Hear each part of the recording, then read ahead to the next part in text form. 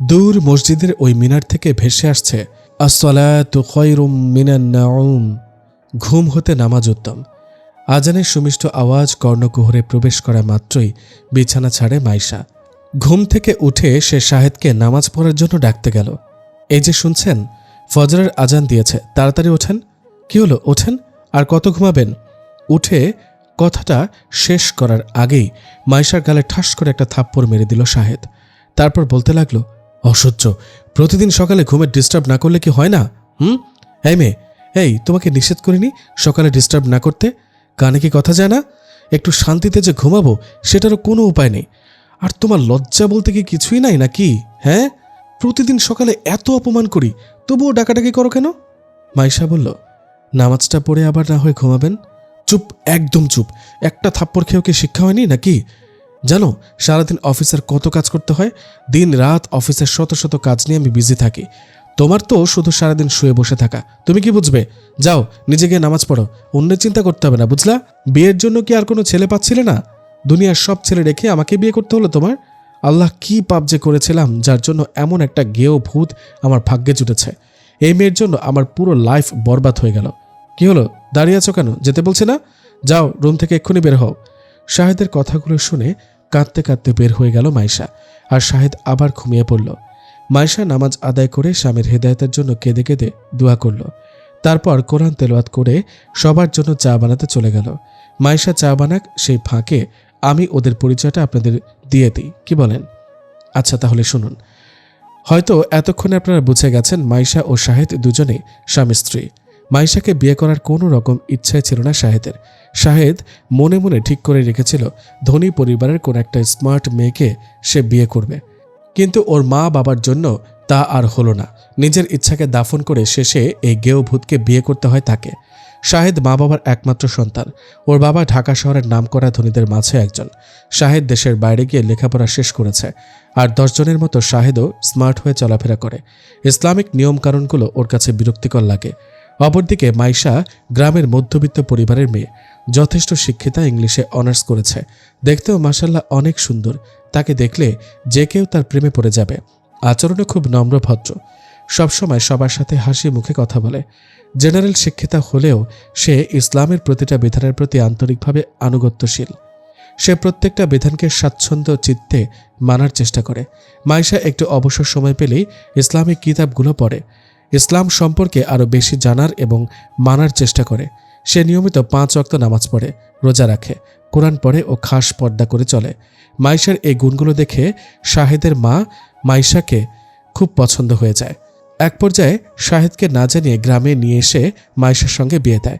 শাহেদ ওর মা বাবাকে প্রচণ্ড ভালোবাসে, তাই ওনাদের কিছুই বলে না, কিন্তু সব শোধ তুলে মাইশার ওপর, যেখানে মাইশার বিন্দু পরিমাণ দোষ নেই। তারপরও শাহেদ ওর সঙ্গে সবসময় বাজে ব্যবহার করে। মাইশা তবুও রাগ করে না, সামান্য প্রতিবাদও করে না। প্রতিদিন ফজরের নামাজ পড়ার জন্য ডাকতে গিয়ে শাহেদের কাছে অপমানিত হয়। তারপরে মাইশা প্রতিদিন শাহেদকে নামাজের জন্য ডাকে, কারণ সে জানে ধৈর্যশীলকে আল্লাহ কখনো নিরাশ করবেন না। তার বিশ্বাস একদিন না একদিন আল্লাহ তার ডাকে সাড়া দিবেই দিবে। এ আশায় শাহেদের সব অপমান নীরবে সহ্য করে যায় মাইশা। মাইশা চা বানিয়ে ওর শাশুড়ি রুমে নিয়ে গেল। মাইশা বলল, আসসালামু আলাইকুম, ভেতরে আসবো মা? শাহেদের মা বলল, ওয়ালাইকুম আসসালাম। মায়ের রুমে ঢুকতে আবার পারমিশন লাগে নাকি? তোকে তো বলেই দিয়েছি যখন ইচ্ছা তখনই আমার রুমে আসতে পারবি, পারমিশনের দরকার নেই। তবুও কেন সবসময় আসার জন্য অনুমতি নিস? মা, আমরা অনেকেই মনে করি মা বাবা ভাই বোন সন্তানদের রুমে গেলে অনুমতি নেওয়ার দরকার নেই। আমরা ভাবি ওরা তো পরিচিতই, তাহলে অনুমতি নেওয়ার কি আছে? কিন্তু মা, পরিচিত হলেই যে অনুমতি নেওয়া লাগবে না, এই ধারণাটা সম্পূর্ণ ভুল। আমাদের নবীজি সাল্লাল্লাহু আলাইহি সাল্লাম বলেছেন, কারো ঘরে প্রবেশের পূর্বে ঘরবাসীর অনুমতি নেওয়া ওয়াজিব। এমনকি পিতা মাতা ভাই বোন ও পুত্র কন্যার রুম হলেও অনুমতি নেওয়া জরুরি। রুমে ঢোকার সুন্নত তরিকা হচ্ছে দরজার বাইরে থেকে সালাম দিবে, কিংবা সালাম দিয়ে বলবে আসতে পারি। ভেতর থেকে সাড়া না পেলে আবার সালাম দিবে। এভাবে 3 বার করবে। তারপরও কোনো সাড়া না পেলে সেখান থেকে চলে আসবে। উল্লেখ্য যে এই সালামকে বলা হয় সালামে ইস্তিজান বা অনুমতি গ্রহণের সালাম। এই সালামের উত্তর ওয়ালাইকুম আসসালাম নয়, বরং এর উত্তর হলো রুমে প্রবেশের অনুমতি দেওয়া বা না দেওয়া। শাহেদের মা বলল, অনেক কিছু জানা হলো তোর থেকে, তবে আমার একটা প্রশ্ন করার আছে। মাইশা মুচকি হাসি দিয়ে বলল, কি প্রশ্ন? বলেন, যদি উত্তর জানা থাকে তবে ইনশাআল্লাহ উত্তর দেব। শাহেদের মা বলল, রুমে প্রবেশ করতে মা বাবা ভাই বোন সন্তান সবার ব্যাপারে বললি, কিন্তু স্বামী স্ত্রীর ব্যাপারে তো কিছুই বললি না। এ ব্যাপারে ইসলামের কি নিয়ম, একই নাকি ভিন্নতা আছে? খুব সুন্দর প্রশ্ন করেছেন মা। এখানে একটু ভিন্নতা আছে। নবীজি সাল্লাল্লাহু আলাইহি সাল্লাম বলেন, একমাত্র যে রুমে প্রবেশকারীর স্ত্রী বা স্বামী থাকে সেখানে উক্ত প্রবেশকারীর অনুমতি গ্রহণ করা ওয়াজিব না। তবে সেখানেও কাশি দিয়ে জুতার শব্দ করে বা কোনোভাবে সাড়া দিয়ে প্রবেশ করা মুস্তাহাব ও উত্তম। আবার স্ত্রীর সঙ্গে অন্য কেউ রয়েছে বলে নিশ্চিত জানা থাকলে বা প্রবল ধারণা হলেও অনুমতি নেওয়া জরুরি। শাহেদের মা বলল, অসংখ্য ধন্যবাদ, আজ অনেক কিছুই শিখলাম। মাইশা বলল, মা, ধন্যবাদ বলে কোনো লাভ নেই। যেহেতু কোনো লাভ নেই, তাই ধন্যবাদের জায়গায় বলবেন, মেয়ে হলে জাজাকিল্লাহ আর ছেলে হলে জাজাকাল্লাহ, যার অর্থ হচ্ছে আল্লাহ তোমাকে উত্তম প্রতিদান দান করুক। আর কোনো বিষয়ে জ্ঞান লাভ করলে বা শিখলে বলবেন আলহামদুলিল্লাহ। মাইশার কথাগুলো শুনে খুশিতে ওনার চোখ দিয়ে 2 ফোঁটা আনন্দ অশ্রু গড়িয়ে পড়ল। মাইশা বলল, কি ব্যাপার মা, আপনি কাঁদছেন কেন? আমার কোনো কথায় কষ্ট পেলেন নাকি? যদি কষ্ট পেয়ে থাকেন তবে মাফ করে দিয়েন। শাহেদের মা বলল, আরে পাগলি মেয়ে, এই অশ্রু কষ্টের না, এই অশ্রু সুখের, এই অশ্রু আনন্দের। তোর মতো মেয়েকে ছেলের বউ হিসেবে পেয়ে আমরা ধন্য। আল্লাহর কাছে অজস্র শুকরিয়া যে তোর মতো মেয়েকে আমাদের কাছে পাঠিয়েছে।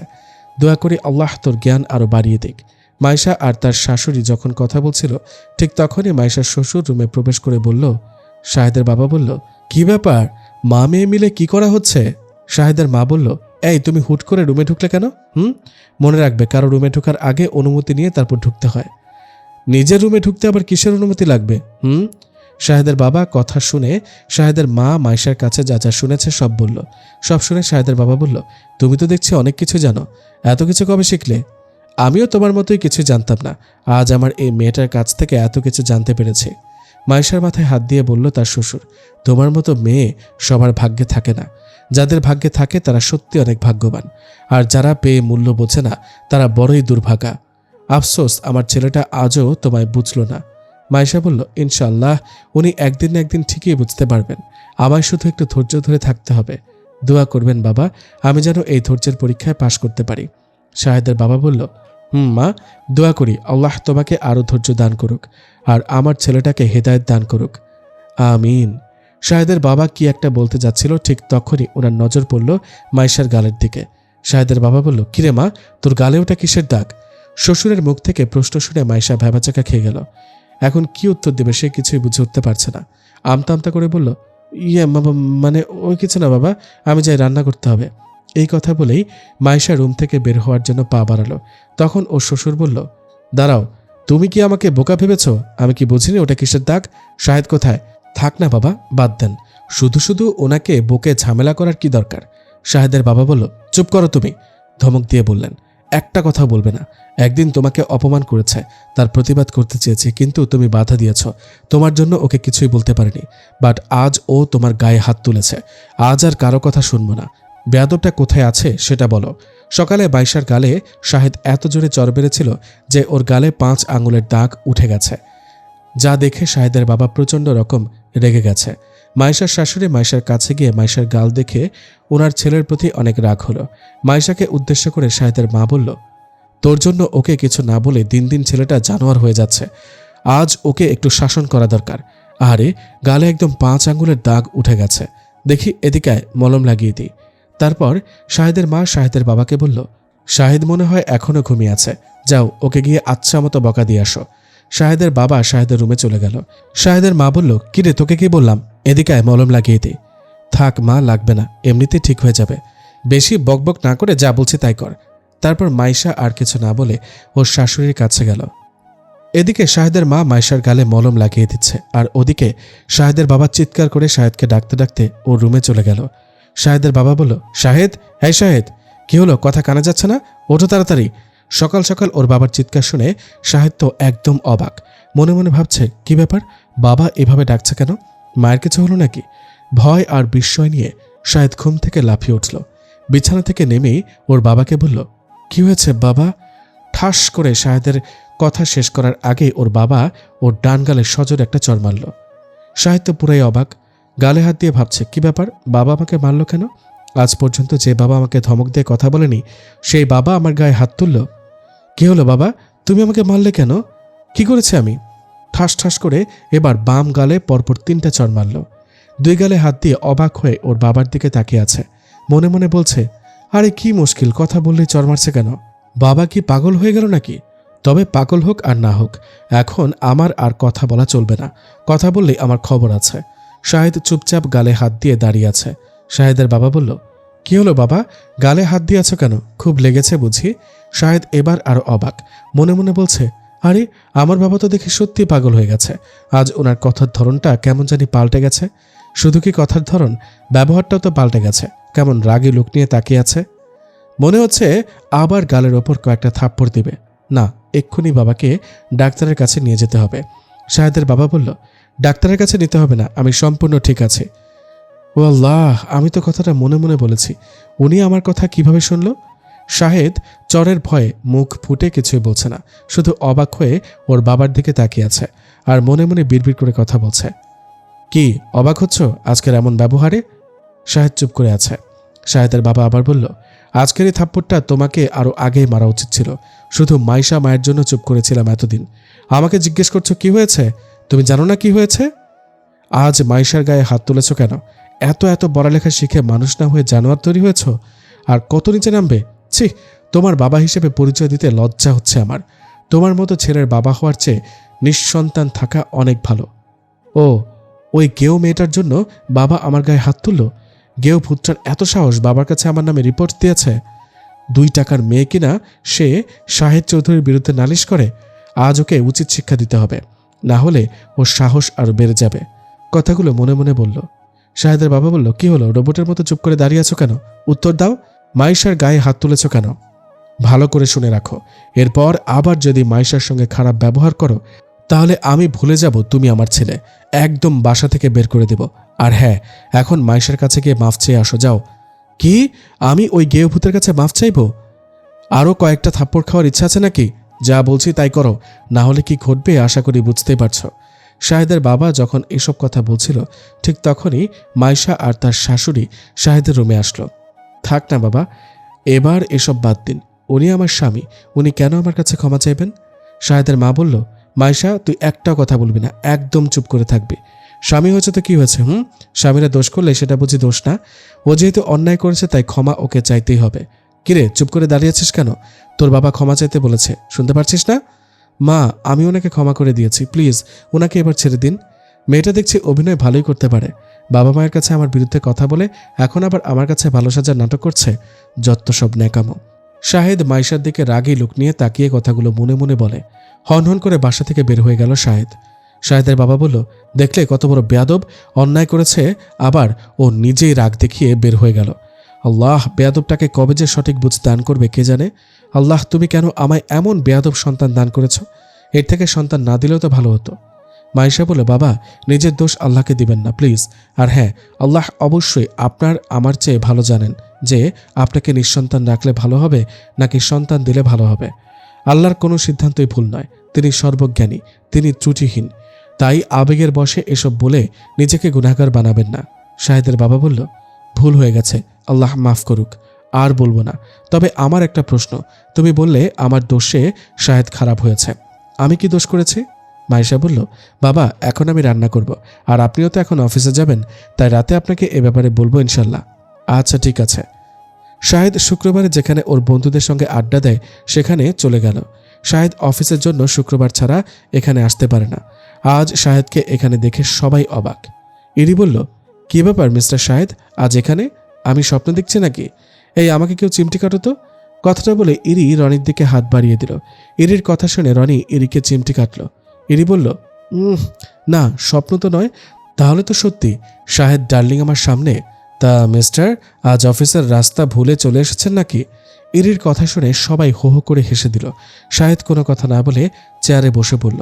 এবার সবাই খেয়াল করলো শাহেদ কেমন মনমরা হয়ে আছে।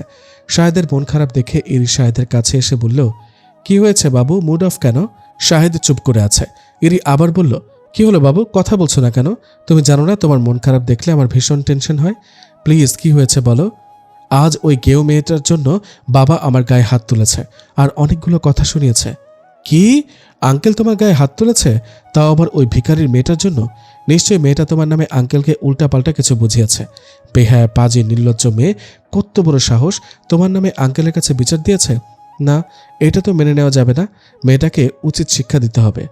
ইরির কথা শুনে বাকিরাও বলল, হ্যাঁ, ইরি ঠিকই বলেছে। মেয়েটাকে এই অপমানের চরম শিক্ষা দিতে হবে। মেয়েটাকে আজই ডিভোর্স দিয়ে দে। শাহেদ বলল, না, তা সম্ভব নয়, কারণ ওকে ডিভোর্স দিলে বাবা আমাকে বাসা থেকে বের করে দিবে। ইরি বলল, ওকে কৌশলে আঘাত করতে হবে, যাতে ও নিজ থেকে ডিভোর্স দিতে রাজি হয়ে যায়। কিন্তু সেটা কিভাবে সম্ভব? মেয়েটাকে আরও বেশি বেশি কষ্ট দেওয়া শুরু করো। তবে হ্যাঁ, আঙ্কেল আন্টির সামনে না, যা করবে ওনাদের আড়ালে। দূর, তোমার কথা মতোই তো এই 1 বছর ধরে ওকে কম কষ্ট দেয়নি, তবুও তো মেয়েটা আমার পিছু ছাড়ছে না। মেয়েটা কি করে যে এত ধৈর্য ধরে থাকে বুঝি না। আর মা বাবার আড়ালে কিভাবে কষ্ট দিব? ইরি বলল, উফ, তুমি দেখি কিচ্ছু মনে রাখতে পারছো না, সব ভুলে যাও। তোমার যে ফুপি দেশের বাইরে থাকে তার তো কিছুদিন আগে বেবি হয়েছে, আর তুমি তো বললা আঙ্কেল আন্টি ওনাদের দেখতে যাবে। আঙ্কেল আন্টি তো 1 মাসের জন্য যাচ্ছে, আর এই 1 মাসে যা করার করতে হবে, বুঝেছ? 1 বছর ধরে ওকে আমার পিছু ছাড়াতে পারেনি, আর 1 মাসে কিভাবে সেটা সম্ভব? এবার কষ্ট দেওয়ার পদ্ধতি একটু চেঞ্জ করতে হবে, তাহলেই কাজ হবে। মাইশাকে এবার রাজি হতেই হবে। শোনো, তোমাকে সময় মতো সব বুঝিয়ে দেব। এখন রেস্টুরেন্টে চলো, কিছু খাওয়া যাক। তুমি তো মনে হয় সকাল থেকে না খেয়ে আছো। চলো। তারপর ওরা সবাই রেস্টুরেন্টের দিকে পা বাড়ালো। ওরা রেস্টুরেন্টে যাক, আর আমি সেই ফাঁকে ইরির পরিচয়টা আপনাদের দিয়ে দিই। আপনাদের হয়তো বুঝতে বাকি নেই ইরি শাহেদের কে। ইরি হচ্ছে শাহেদের গার্লফ্রেন্ড। ধনী পরিবারের বক্ষে যাওয়া মেয়ে ইরি। ওর পরিবারে মা, বাবা আর ছোট এক ভাই আছে। সারাদিন ছেলেদের সঙ্গে আড্ডা দেওয়া আর শাহেদের সঙ্গে প্রেম করাই ওর নিত্যদিনের কাজ। ও হ্যাঁ, আরেকটা কাজ আছে, সেটা হচ্ছে শাহেদকে সবসময় বদ বুদ্ধি দেওয়া। শাহেদের মা বলল, মাইশা, তোর জোহরের নামাজ পড়া শেষ হয়নি? হ্যাঁ মা, হয়েছে। কি করছিস? একটা কিতাব পড়ছি মা। পরে পড়িস, আয়, আগে খেয়ে নে। পরে খাবো মা। যা বলছি তাই কর, এখন নিচে নেমে আয়। মাইশা আর কথা না বাড়িয়ে বাধ্য মেয়ের মতো নিচে নেমে আসলো। মা, এখনো তো আপনার ছেলে খেতে আসলো না? সকালে তো না খেয়ে বেরিয়ে গেছে। শাহেদের মা বলল, ওর খাওয়া নিয়ে তোকে চিন্তা করতে হবে না, এতক্ষণে হোটেলে গিয়ে ঠিক খেয়ে নিয়েছে। তুই এখন চুপচাপ করে বসে খেয়ে নে তো। তারপর মাইশা আর তার শাশুড়ি খানা খেতে বসলো। সন্ধ্যা 7:30 শাহেদের বাবা অফিস থেকে ফিরল। তারপর হালকা একটু নাস্তা করে মাইশাকে বলল, আমি একটু বাইরে যাচ্ছি, এশার নামাজ পড়ে ফিরব। তারপর তোমার থেকে গল্প শুনব। তুমি নামাজ পড়ে রেডি থেকো আমাকে গল্প শোনানোর জন্য। ঠিক আছে বাবা। শাহেদের বাবা বাইরে বের হতে যাবে, ঠিক তখন ওনার শাহেদের কথা মনে পড়ল। শাহেদের বাবা বলল, এই যে মাইশা মা, শাহেদ আসেনি? না বাবা। ও আচ্ছা। তারপর শাহেদের বাবা শাহেদকে ফোন করলো। হ্যালো, হ্যাঁ, কোথায় আছো? মানে মানে মানে না করে এক্ষুনি বাসায় চলে আসো। ঠিক আছে। তারপর শাহেদ ইরিকে ইরির বাসায় পৌঁছে দিয়ে নিজের বাসায় ফিরল। বাসায় এসে সোজা তার রুমে চলে গেল। মাইশা এশার নামাজ পড়ে শাহেদের রুমে গেল। মাইশা বলল, রাতের খাবার খাবেন না? শাহেদ শান্ত গলায় বলল, না, আমি বাইরে থেকে খেয়ে এসেছি, তোমরা খেয়ে নাও। শাহেদের ব্যবহার দেখে মাইশা অবাক, সেই সঙ্গে অনেক খুশি। বিয়ে হওয়ার পর আজ এই প্রথম মাইশার সাথে শাহেদ শান্ত মেজাজে কথা বলল। মাইশা মনে মনে বলল, যাক, এতদিনে উনি তাহলে ভালো ব্যবহার করা শিখল। বাবার হাতে থাপ্পড় খেয়ে সুবুদ্ধি হয়েছে এবার। তারপর মাইশা খুশি মনে নিচে চলে আসলো। শাহেদের বাবা বলল, শাহেদ কোথায়? মাইশা বলল, বাবা, আপনার ছেলে বাইরে থেকে খেয়ে এসেছে। শাহেদের মা বলল, কিরে, তোকে খুব খুশি খুশি মনে হচ্ছে, ব্যাপার কি? মা, আজ আপনার ছেলে খুব সুন্দরভাবে আমার সাথে কথা বলল। তাই নাকি? তাহলে আজকে থাপ্পড়ে কাজ হয়েছে। কথাটা বলে তিনজনে হেসে দিল। তারপর আল্লাহর দরবারে শুকরিয়া আদায় করল। তিনজন একসঙ্গে খানা খেতে বসলো। খানা খাওয়া শেষ করে মাইশা বলল, বাবা, আপনারা রুমে গিয়ে বসেন, আমি খাবারগুলো ফ্রিজে রেখে যাচ্ছি। আচ্ছা। মাইশা সব কাজ শেষ করে ওনাদের রুমে গেল। আচ্ছা বাবা, আপনি কি আগে থেকে নামাজ পড়তেন? না। মা, আপনি কি আগে থেকে পড়তেন? না মা। শাহেদ যখন আপনার গর্ভে ছিল তখন কি আপনি নামাজ পড়েছেন? পর্দা করে চলেছেন? ইসলামের সব বিধান মেনে চলার চেষ্টা করেছেন? ভালো সন্তান লাভের জন্য দোয়া করেছেন? না মা। তাহলে ভালো সন্তান কি করে পাওয়ার আশা করছেন? নামাজ, রোজা, পর্দা এবং শরিয়ার অন্যান্য নিয়মকানুন পালন না করে যারা সিরিয়াল নিয়ে বিজি থাকবে, ইসলামের প্রতিটা নিয়ম অমান্য করবে, তাদের গর্ভের সন্তান কখনো আব্দুল কাদের জিলানী রহমতুল্লাহি আলাইহি হবে না। তাদের সন্তান চিত্র জগতের নায়ক নায়িকাদের মতোই হবে। আর এটাই স্বাভাবিক, কারণ মায়ের প্রভাবটা সন্তানের ওপর পড়ে, আর এটা বর্তমান বিজ্ঞান দ্বারাও প্রমাণিত। বিজ্ঞান বলছে, যখন সন্তানের মধ্যে প্রাণের সঞ্চার হয় তখন সে তার মায়ের কার্যকলাপ দ্বারা প্রভাবিত হয়। আর জন্মের পর তো ছোট শিশুরা চরম অনুকরণ প্রিয় হয়ে থাকে। তারা সবসময় পরিবেশ দ্বারা প্রভাবিত হয় এবং তাদের সামনে যা করা হয় তা সেটা অনুসরণ করে এবং বাস্তবায়ন করার চেষ্টা করে। হাদিসে বলা হয়েছে, সন্তানদের আল্লাহর আনুগত্যের আদেশ দেওয়া, তার অবাধ্যতা থেকে তাদেরকে নিষেধ করা, তাদেরকে আদব শেখানো এবং শরঈ নিষিদ্ধ জিনিস থেকে তাদেরকে বিরত রাখা ওয়াজিব। কিন্তু আজ প্রায় বাবা মা এই ওয়াজিব পালন করে না। পালন করবে বা কী করে? তারাই তো ইসলামের বিধান মেনে চলে না। এখন পিতামাতাই শরঈ হুকুমের বিপরীতে চললে সন্তানরা তো এই বিষয়গুলো থেকে বঞ্চিত হবে, আর অটোমেটিক্যালি সন্তানরাও ইসলাম থেকে দূরে সরে যাবে। তবে হ্যাঁ, কিছু ব্যতিক্রম হয়। দেখা যায় বাবা মা খারাপ কিন্তু সন্তান ভালো, আবার বাবা মা ভালো সন্তান খারাপ, সেটা ভিন্ন কথা। তবে অধিকাংশ ক্ষেত্রে বাবা মা যেমন হয় সন্তানও তেমন হয়। যদি পিতামাতা দিনদার হয় তাহলে সন্তানরা ছোটকাল থেকে দিনী পরিবেশে বড় হয়, যার পরিপ্রেক্ষিতে সন্তানরাও অধিকাংশ ক্ষেত্রে দিনদারি হয়ে থাকে। আবু মুসা আশআরী রাদিয়াল্লাহু তাআলা আনহু কর্তৃক বর্ণিত, নবী সাল্লাল্লাহু আলাইহি ওয়াসাল্লাম বলেছেন, সৎ সঙ্গী ও অসৎ সঙ্গীর উদাহরণ হলো আতরওয়ালা ও কামারের ন্যায়। আতরওয়ালা হয়তো তোমাকে কিছু দান করবে, অথবা তার কাছ থেকে তুমি কিছু খরিদ করবে, অথবা তার কাছ থেকে সুবাস লাভ করবে। আর কামার হয়তো তোমার কাপড় পুড়িয়ে দেবে, অথবা তুমি তার কাছ থেকে দুর্গন্ধ পাবে। বুখারী এবং মুসলিম শরীফে হাদিস। তার মানে সৎ পিতামাতা সবসময় সৎসঙ্গীর মতো সন্তানের জন্য কল্যাণ ও উপকার বয়ে আনে। অন্যদিকে অসৎ পিতামাতা অসৎ সঙ্গীর মতো অপকার আর অকল্যাণই বয়ে আনবে। মাইশার কথাগুলো শাহেদের বাবা মা খুব মনোযোগ সহকারে শুনছে আর মনে মনে আফসোস করছে। মাইশা বলল, বাবা, এবার বুঝলেন খারাপ সন্তানের জন্য দায়ী কে? শাহেদের মা বাবার চোখের পানি টলমল করছে। তারা আফসোস করে বলছে, কত বড় ভুলটাই না করেছি। আজ নিজেদের ভুলের কারণে আমাদের ছেলেটা ভুল পথে চলছে। শাহেদের বাবা বলল, হ্যাঁ মা, এবার সবকিছুর পানির মতো পরিষ্কার হয়ে গেছে। আমাদের ভুল আর শরঈ দায়িত্ব অবহেলার কারণে আজ আমাদের ছেলে ভুল পথে। কথাগুলো বলে শাহেদের বাবা কেঁদে দিলেন। মাইশা বললেন, বাবা, এখন এভাবে কান্না করে কোনো লাভ নেই, তাই নামাজে কান্না করে উনার হেদায়েতের জন্য দোয়া করেন, কারণ ছেলের জন্য পিতামাতার দোয়া সবচেয়ে বেশি কার্যকর। আল্লাহ তাআলা পরম করুণাময়, অতি দয়ালু। আল্লাহ যে কোনো সময় বান্দাকে মাফ করে দিতে পারেন। আল্লাহ তাআলা এমন কোনো সময় নির্ধারণ করে দেননি যার পরে আর মানুষের পরিবর্তন বা সঠিক পথ পাওয়া সম্ভব নয়, বরং যে কোনো সময় তা সম্ভব। আর হ্যাঁ, আরেকটা কাজ করবেন, আপনার ছেলেকে কাছে ডেকে ইসলামের নিয়ম কানুন মানার কথাগুলো বুঝিয়ে বলবেন। ইসলাম মানলে কি লাভ আর না মানলে কি ক্ষতি, এসব ওনাকে বলবেন। শাহেদের বাবা বলল, ঠিক আছে, তাই করব। আচ্ছা মা, অনেক রাত হয়ে গেছে, যাও এবার ঘুমিয়ে পড়ো। মাইশা বলল, আচ্ছা বাবা। তারপর মাইশা ঘুমাতে চলে গেল। রাত ৩টার সময় ঘুম থেকে উঠে মাইশা তাহাজ্জুদ পড়ে একটু কোরআন তেলাওয়াত করে আবার ঘুমিয়ে পড়ে। ফজরের আজান শোনা মাত্রই আবার ঘুম থেকে উঠল। প্রতিদিনের মতো আজও শাহেদকে ডাকতে গেল। ও, আপনাদেরকে একটা কথা বলাই হয়নি, শাহেদ আর মাইশা আলাদা রুমে থাকে। কারণটা হয়তো আপনাদের অজানা নয়। যাই হোক, এবার চলেন দেখি আজ শাহেদকে ডাকতে গিয়ে মাইশার ভাগ্যে কি অপেক্ষা করছে। মাইশা শাহেদের রুমে গিয়ে তো অবাক। ভাবছেন অবাক কেন? কারণ আজ শাহেদের বাবা শাহেদকে নামাজের জন্য ডাকতে এসেছে। শাহেদের বাবা বলল, শাহেদ, এই শাহেদ, আজান দিয়ে দিয়েছে বাবা, ওঠো তাড়াতাড়ি। শাহেদ ওর বাবার ডাক শুনে ঘুম থেকে লাফিয়ে উঠল। তারপর ভয়ে দুই গালে হাত দিয়ে ওর বাবাকে বলল, বাবা, মাইশাকে আমি কিছু বলিনি। ছেলের কাণ্ড দেখে শাহেদের বাবা হেসে দিলেন। তারপর ছেলের মাথায় হাত বুলিয়ে দিয়ে বললেন, ভয় পেও না, আজ তোমাকে মারতে বা বকা দিতে আসিনি। দুনিয়াতে আমরা যেমন একসঙ্গে আছি, মৃত্যুর পরেও যেন একসঙ্গে জান্নাতে থাকতে পারি, সেজন্যই তোমাকে ডাকতে এসেছে। মানে আজ থেকে তোমাকে নিয়মিত 5 ওয়াক্ত নামাজ পড়তে হবে, আর নামাজ পড়ার জন্যই তোমাকে ডাকতে এসেছি।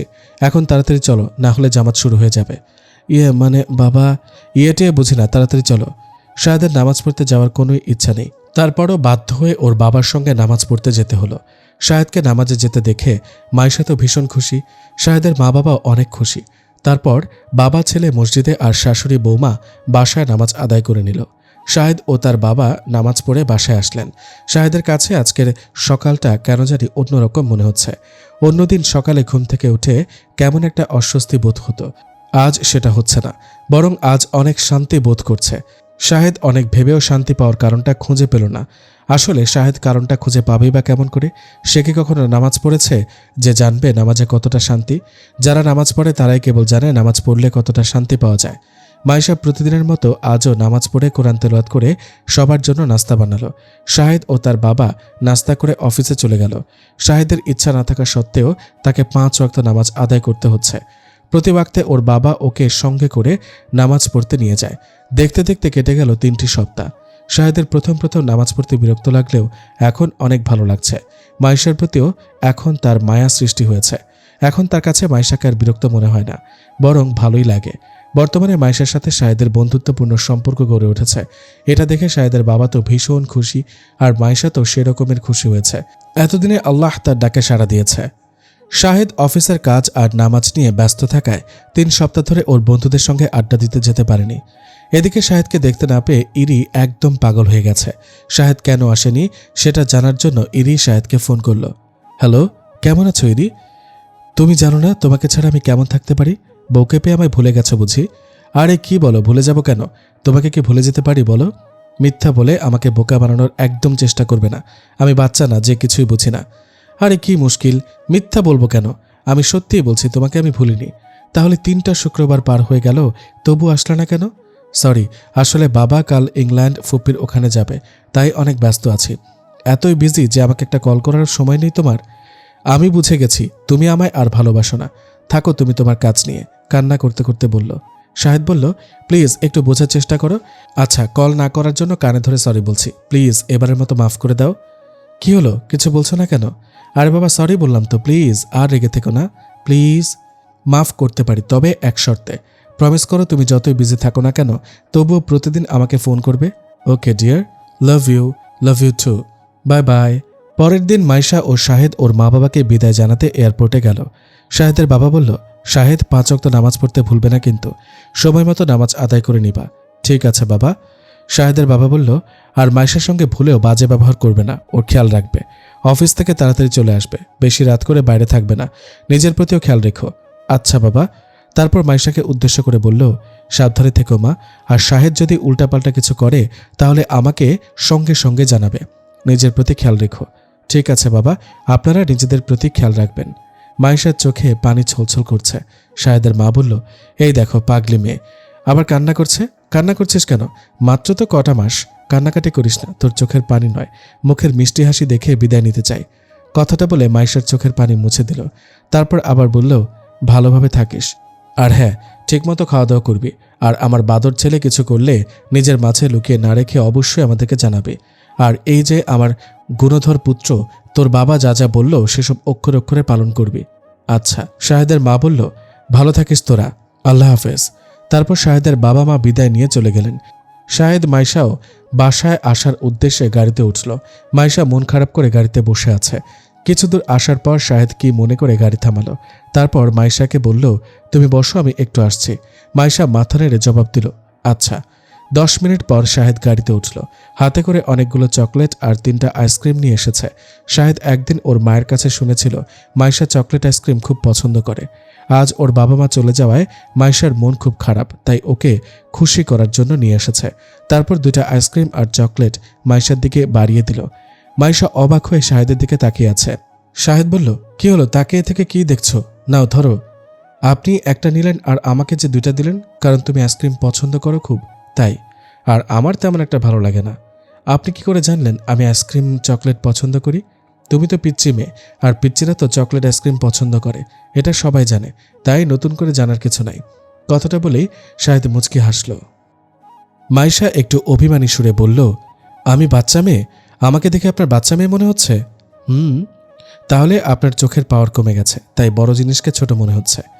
আপনি তাড়াতাড়ি চোখের ডাক্তার দেখান। মাইশার কথা শুনে শাহেদ আর হাসি থামিয়ে রাখতে পারল না। কি হলো, হাসছেন কেন? শাহেদ মুচকি হেসে বলল, হাসব না তো কি, তোমার মতো কান্না করব? কি, আমি কান্না করি? তুমি তো পিচ্ছি, আর পিচ্চিরা তো সবসময় কান্না করে, এতে অবাকের কি আছে? আবার আমাকে পিচ্ছি বললেন? আমি পিচ্ছি আর আপনি কি বুড়া? শাহেদ বলল, আমি বুড়া, আর শোনো, আজ থেকে তোমাকে পিচ্ছি বলে ডাকবো। আচ্ছা যান, ডাকবেন। আমিও তাহলে আপনাকে বুড়া বলে ডাকবো। এসব কথা বলতে বলতে তারা বাসায় চলে আসলো। শাহেদ এশার নামাজ পড়ে বাসায় আসলো। শাহেদ বলল, তোমার নামাজ পড়া শেষ? হ্যাঁ। আচ্ছা তুমি বসে থাকো, আমি আমার এক ফ্রেন্ডের সাথে কথা বলছি। আচ্ছা। তারপর শাহেদ ছাদের ওপর গিয়ে ইরিকে ফোন করলো। ইরি বলল, হ্যালো সুইট হার্ট, কেমন আছো? ভালো আছি, তুমি কেমন আছো? এতক্ষণ ভালো ছিলাম না, বাট এখন অনেক অনেক অনেক ভালো আছি। শোনো, কাল আমার সঙ্গে তোমাকে দেখা করতে হবে। কতদিন হলো তোমাকে দেখি না, তোমাকে না দেখলে আমার কিচ্ছু ভালো লাগে না। কাল তো অফিসের কাজ নিয়ে একটু বিজি থাকবো। আমি কোনো কথা শুনতে চাই না, কাল তুমি দেখা করবে ব্যাস। আচ্ছা ঠিক আছে, দেখা করার চেষ্টা করব। চেষ্টা নয়, আমার সঙ্গে কাল দেখা করতেই হবে। আচ্ছা ঠিক আছে, থ্যাংক ইউ বাবু। আচ্ছা এখন রাখি, বাই বাই। শাহেদ কথা বলা শেষ করে নিচে নেমে এসে মাইশার রুমে গেল। মাইশা বসে বসে একটা কিতাব পড়ছিল। হঠাৎ শাহেদ ওর রুমে যাওয়ার মাইশা ভূত দেখার মতো চমকে উঠল। মাইশা দোয়া পড়ছে, লা ইলাহা ইল্লা আনতা সুবহানাকা ইন্নী কুনতু মিনাজ জালিমিন। ফু ফু। এরকম হুট করে কেউ রুমে প্রবেশ করে নাকি? আরে ভয় পেয়েছে বুঝি? ভয় পাবো না? এরকম ভূতের মতো রুমে প্রবেশ করলে কে না ভয় পাবে? ওহো, আমার আগেই বোঝা উচিত ছিল। পিচ্চি মানুষটা তো আবার ভয় বেশি পায়। সরি, ভীতু পিচ্চি। ভূত বুইড়া। Nice name. হাহা বন্ধ করে এবার খেতে চলেন। চলো। তারপর রাতের খাবার খেয়ে দুজনে দুই রুমে ঘুমাতে চলে গেল। শাহেদ শুয়ে শুয়ে মাইশা আর ইরির কথা ভাবছে। মাইশা ইরি দুজনেই তো আমায় ভালোবাসে। এভাবে দুজনের সঙ্গে সম্পর্ক রাখা কি আমার ঠিক হচ্ছে? এখন আমার কি করা উচিত? মাইশাকে নিয়ে সংসার করা নাকি ইরিকে নিয়ে সংসার করা? একজনকে গ্রহণ করলে অপরজন কষ্ট পাবে। আমি এখন কোন দিকে যাব? অবশ্য একটা জিনিস আমি ভালো করেই খেয়াল করেছি, ইরির সঙ্গে আমার অনেক দিনের সম্পর্ক, আর মাইশার সঙ্গে মাত্র কয়েকদিনের। বাট তবুও মনে হয় ইরির চেয়ে মাইশা আমার বেশি আপন। মাইশার সঙ্গে কথা বলার সময় যেন শান্তি অনুভব করি, ইরির সঙ্গে কথা বলার সময় সেই শান্তিটা খুঁজে পাই না। তাহলে কি আমার উচিত ইরির সাথে সম্পর্ক শেষ করে মাইশাকে নিয়ে সংসার করা? এসব ভাবতে ভাবতে কখন জানি শাহেদ ঘুমিয়ে পড়ে। হঠাৎ ওর গায়ে কিছু পড়ায় হুড়মুড় করে ঘুম থেকে উঠল। ওই পিচ্চি, মাঝরাতে এসে কি শুরু করেছ? আমার গায়ে পানি দিয়ে এত সুন্দর ঘুমটা নষ্ট করলা কেন? মনে হচ্ছে আপনার ঘুম ভাঙেনি এখনো, আরও কয়েক গ্লাস পানি দিতে হবে। এখন ভোর, আর আপনি কিনা বলেন মাঝরাত? তাড়াতাড়ি উঠে নামাজ পড়তে যান। শাহেদ বলল, ওহ ফজর হয়ে গেছে, তা পানি দিয়ে ঘুম থেকে উঠাতে হবে নাকি? ভালো করে ডেকে উঠালেই তো পারতা। ভেঙচি কেটে কথাটা বলল। জানেন কতক্ষণ ধরে আপনাকে ডাকছি? আপনি না উঠে তখন থেকে বলেই যাচ্ছেন মাঝরাতে বিরক্ত করো না, ঘুমাতে দাও। উঠছেন না দেখে অবশেষে পানির সাহায্য নিয়েছি। প্রথমবার তাই মাফ করে দিলাম। এরপর পানি দিলে তোমাকেও পানি দিয়ে ভেজাবো বলে দিলাম। তাই নেক্সট টাইম আর পানি দিবা না। নেক্সট টাইম ঘুম থেকে না উঠলে এক জগ গরম পানি আপনার গায়ে ঢালবো। গরম পানি? গরম পানি। এবার তাড়াতাড়ি মসজিদে যান। তারপর শাহেদ মসজিদে চলে গেল। নামাজ পড়ে এসে শাহেদ ওর রুমে চলে গেল। মাইশা নাস্তা বানিয়ে শাহেদকে নাস্তা খাওয়ার জন্য ডাকতে গেল। মাইশা কয়েকবার শাহেদকে ডাকার পর শাহেদের গায়ে হালকা ধাক্কা দিয়ে বলল, এই যে শুনছেন? এবার শাহেদের খোর কাটল। তুমি কখন এলে? একটু আগেই এসেছি। কিছু বলবে? নাস্তা খাওয়ার জন্য ডাকতে এসেছি। ও আচ্ছা চলো। কি ব্যাপার, না খেয়ে চুপ করে বসে আছেন কেন? কি হলো, আমার কথা শুনতে পাচ্ছেন না? ও হ্যাঁ, কিছু বলছিলে। খাবার না খেয়ে কি ভাবছেন? না কিছু না, কথাটা বলেই শাহেদ নাস্তা খেতে লাগলো। মাইশা মনে মনে ভাবছে, হঠাৎ করে ওনার হলো কি? কি এত চিন্তা করছে? ও মনে হয় মা বাবার কথা ভাবছে। তারপর মাইশাও খাবার খেতে লাগলো। শাহেদ খাবার খেয়ে রেডি হয়ে অফিসে চলে গেল। অফিসের সব কাজ শেষ করে আসরের নামাজ পড়ে ইরির সঙ্গে দেখা করতে গেল। শাহেদকে দেখে ইরি তো ভীষণ খুশি, মনে হচ্ছে আকাশের চাঁদ হাতে পেয়ে গেছে। লাভ ইউ সুইটহার্ট, আমার কথা রাখার জন্য অনেকগুলো ধন্যবাদ। তা কেমন আছো? ভালো আছি। তুমি? উফ, আমাকে আবার জিজ্ঞেস করছো? তুমি জানো না, তুমি আমার পাশে যতক্ষণ থাকো ততক্ষণ আমি খুব ভালো থাকি। তোমাকে ছাড়া আমার এক মুহূর্ত ভালো লাগে না। তুমি প্লিজ তাড়াতাড়ি ওই গেও ভূতটাকে তাড়িয়ে আমাকে তোমার করে নেওয়ার ব্যবস্থা করো। শাহেদ চুপ করে আছে। ইরি আবার বলল, তোমার বাবা মা তো 1 মাস পর চলে আসবে। আমাদের হাতে কিন্তু বেশি সময় নেই, সো যা করার তাড়াতাড়ি করতে হবে। একটা মিনিটও আমাদের সময় নষ্ট করা চলবে না, বুঝেছ? কি ব্যাপার, তুমি চুপ কেন? শাহেদ আমতা আমতা করে বলল, ইরি তোমাকে আমার কিছু বলার আছে। হ্যাঁ বলো। ইরি, আমাকে তুমি মাফ করে দিও প্লিজ। মানে? আসলে ইরি, আমি মাইশাকে মনে হয় ভালোবেসে ফেলেছি। হোয়াট? কি বলছো এসব? তোমার মাথা ঠিক আছে তো? হ্যাঁ ঠিক আছে। আমি জানি তুমি আমায় অনেক ভালোবাসো। আমাকে ভুলে থাকতে তোমার অনেক কষ্ট হবে, বাট তবুও বলছি, আমায় তুমি ভুলে যাও ইরি। ভুলে যাও বললেই কি ভুলে যাওয়া যায়? ভুলে যাওয়া কি এত সোজা? কান্না করতে করতে বলল ইরি। না, সোজা নয়, আবার অসম্ভব নয়। মানুষ ইচ্ছা করলে সব পারে। ওই গ্রাম্য মেয়েটার মাঝে কি এমন আছে যা আমার মাঝে নেই? ওর মাঝে কি এমন পেলে যার কারণে আমাকে ছেড়ে ওর কাছে থাকতে চাও? তোমাকে ছাড়া আমি বাঁচতে পারবো না। দেখো ইরি, আমি বিষয়টা নিয়ে সারা রাত সারাদিন ভেবেছি। সব কিছু ভেবে চিনতে আমার মনে হলো আমাদের দুজনকে ভুলে যাওয়াটাই সবচেয়ে বেটার হবে। যদিও কিছু সময়ের জন্য কষ্ট পাবো, বাট পরে সব ঠিক হয়ে যাবে। ইরি চুপচাপ বসে কান্না করছে। তারপর কি একটা ভেবে বলল, আচ্ছা তোমায় ভুলে যাব, তবে একটা রিকোয়েস্ট, আমার সঙ্গে তোমার বন্ধুত্বের সম্পর্কটা রাখতে হবে। কি হবে তো আমার বন্ধু? শাহেদ বলল, তোমাকে অনেক অনেক ধন্যবাদ। বন্ধু হয়ে আজীবন তোমার পাশে থাকতে রাজি। ইরি মুচকি হেসে বলল, আজ থেকে তাহলে আমরা দুজন বন্ধু। আচ্ছা এখন বাসায় যাই, তুমিও যাও। মাইশা হয়তো তোমার জন্য অপেক্ষা করছে। আচ্ছা ভালো থেকো, বাই। ইরি দাঁড়িয়ে দাঁড়িয়ে শাহেদের চলে যাওয়া দেখছে আর মনে মনে ভাবছে, শাহেদ বাবু, আমি আজ পর্যন্ত যা চেয়েছি তাই পেয়েছি। ইরি কখনো হারতে শিখেনি। আমি তো এত সহজে ওই গেও ভূতটার কাছে হার মানব না। আমি তোমাকে কারো হতে দিব না। মাইশা আমার কাছ থেকে তোমাকে কেড়ে নিতে চায়, তাই না? মাইশাকে তো আমি দেখে নিব। আজ থেকে আমার নতুন খেলা শুরু। একটা সম্পর্ক থেকে বের হয়ে আসতে পেরে শাহেদের অনেক হালকা লাগছে। এতদিন মনে হচ্ছিল মাথার উপর একটা বোঝা ছিল। শাহেদ এশার নামাজ শেষ করে মাইশার সঙ্গে গল্প করছিল। ঠিক তখনই ওর ফোনটা বেজে উঠল। ফোন রিসিভ করে শাহেদ, হ্যালো বাবা, তোমরা কেমন আছো? শাহেদের বাবা বলল, আসসালামু আলাইকুম। শাহেদের বাবা সালাম দেওয়ায় শাহেদ লজ্জা পেয়ে যায়। লজ্জা মিশ্রিত কণ্ঠে বলল, ওয়ালাইকুম আসসালাম। প্রতিটা মুসলিমের উচিত সাক্ষাতের পূর্বে সালাম দেওয়া। মনে রাখবে, পৃথিবীর মধ্যে সেই মুসলিম সবচেয়ে কৃপণ যে অপর মুসলিমকে সালাম দিতে কৃপণতা করে। আর হ্যাঁ, আলহামদুলিল্লাহ আমরা ভালো আছি। তোমরা কেমন আছো? হ্যাঁ বাবা, আমরাও ভালো আছি। ভালো আছি এটা কেমন কথা? সাক্ষাতের পূর্বে সালাম দিতে হয় সেটা তো ভুলে গেছ। তার সঙ্গে কি আল্লাহর শুকরিয়া আদায় করা ভুলে গেছ?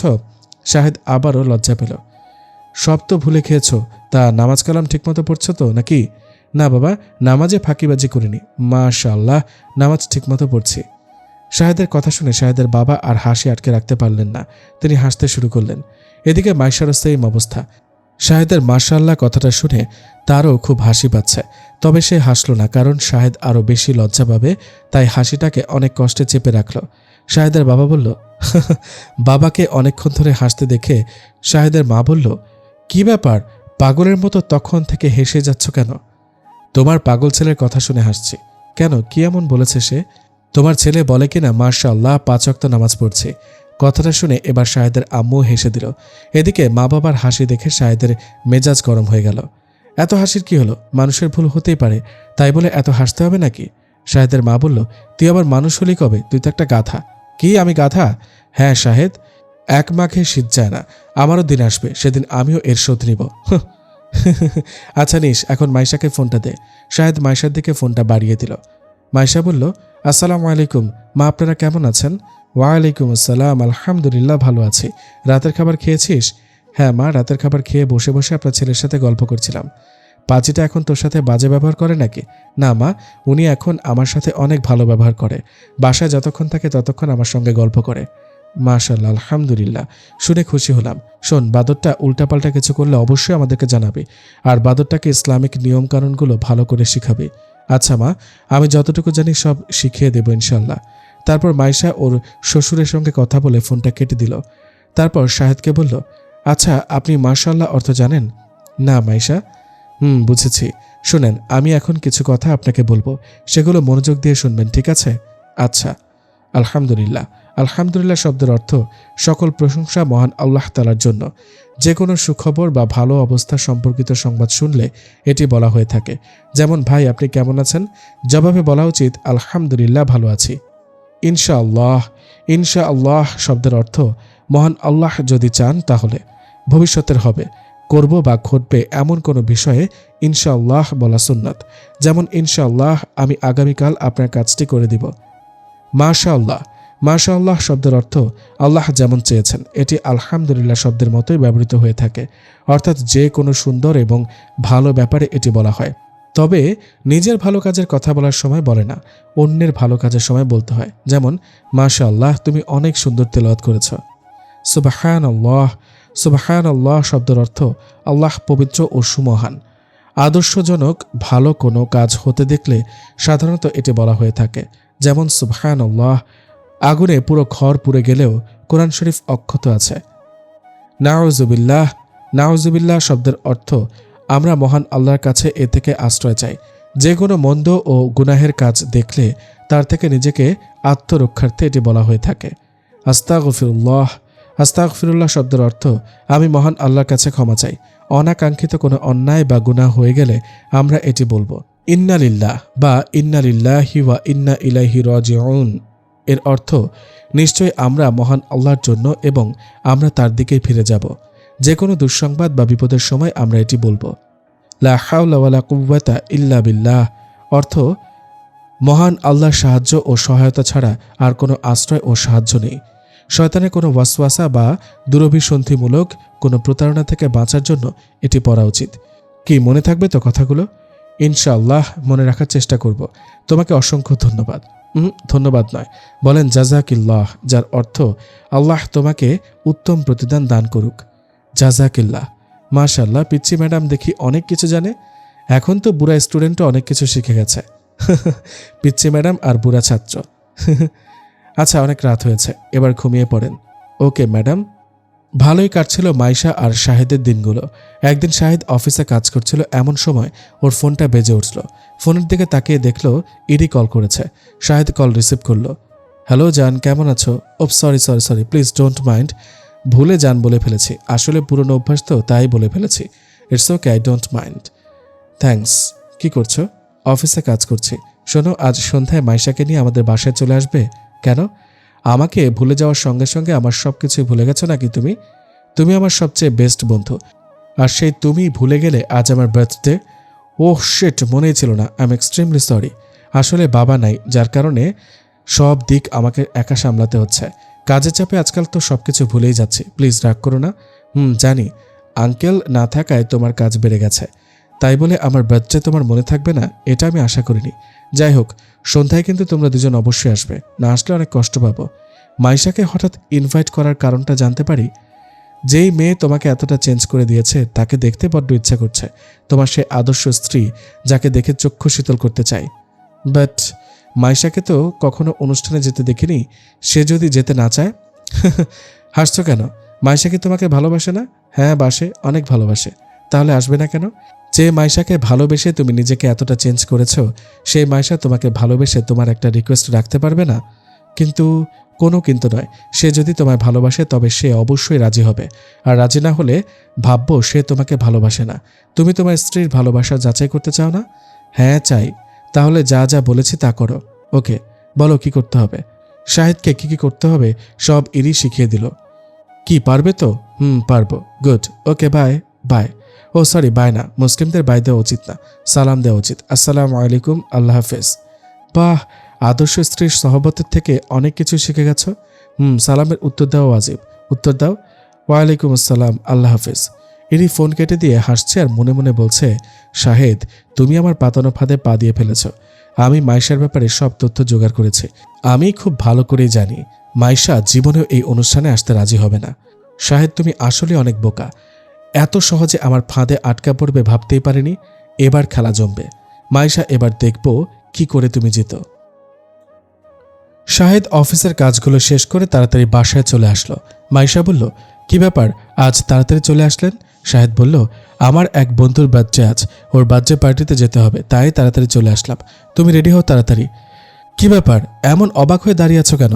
মাইশা বলল, আমি রেডি হব মানে কি? শাহেদ বলল, ওরা আমাদের দুজনকে ইনভাইট করেছে। সরি, আমি যেতে পারবো না, আর আমি চাই আপনিও যেন না যান। যাবে না মানে? দেখুন, ইসলামে এসব জন্মদিন পালন করা হারাম, আর পার্টিতে অনেক মানুষ আসবে, যেখানে গেলে পর্দার খেলাপ হবে। দেখো, আমি ইরিকে কথা দিয়েছি যে আমরা দুজনেই যাব, এখন যদি না যাই তাহলে সে মন খারাপ করবে। মাইশা বলল, আল্লাহকে অসন্তুষ্ট করে মানুষকে খুশি করতে পারবো না আমি। মাত্র তো কয়েক ঘন্টার ব্যাপার, একটু পরেই তো চলে আসবো। তোমাকে তো আর সারা রাত ওখানে থাকতে হচ্ছে না। দেখো, আমি অনেক বড় মুখ করে ইরিকে কথা দিয়েছি, এখন তুমি না গেলে আমি ইরির কাছে ছোট হয়ে যাব। তুমি চাও আমি অন্যের কাছে ছোট হয়ে যাই? মাইশা বলল, কয়েক ঘন্টা কেন, আমি জেনে বুঝে এক সেকেন্ডের জন্য হারাম কাজে লিপ্ত হতে চাই না। যে আল্লাহ আমাদের এত নিয়ামত দান করেছে, সেই আল্লাহর নাফরমানি করতে আমি রাজি নই। আর আল্লাহর কাজ করতে গিয়ে মানুষের কাছে ছোট হলে সেটাকে ছোট হওয়া বলে না, বরং সেটাই প্রকৃত বরত্বের কাজ।